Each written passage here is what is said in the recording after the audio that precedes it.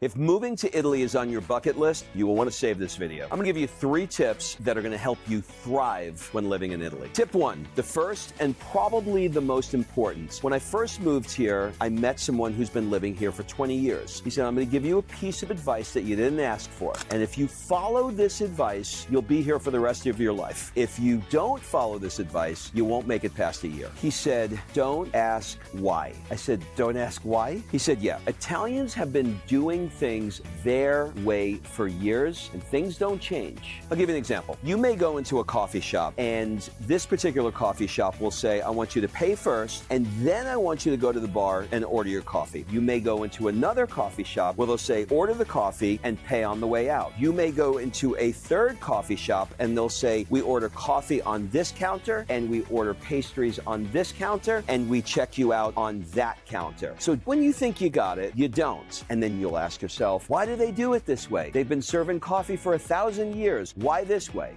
Don't ask why. This is going to become your golden rule that you will use daily. This does not just apply to coffee. It applies to everything. Tip number 2, choosing where you're going to live in Italy is a very big deal. No 2 places in Italy are the same. You can jump on the train for 30 minutes, have a completely different dialect, completely different food, and completely different culture. Florence is entirely different from Milan. And when you go to Naples, it's going to feel like you're on another planet.